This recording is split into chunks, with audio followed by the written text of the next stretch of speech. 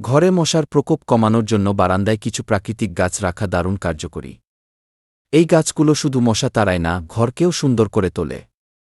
এখানে ৫টি সেরা গাছের নাম দেওয়া হল। ১. তুলসী গাছ।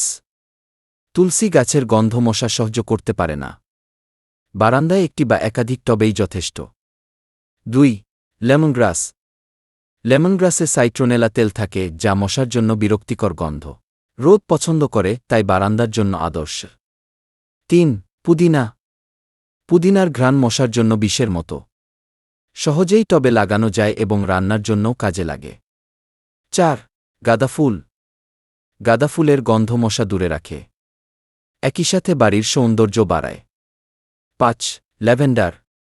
এর সুগন্ধ মশা পছন্দ করে না। ঘর ও বারান্দা ফ্রেশ সুগন্ধি রাখবে।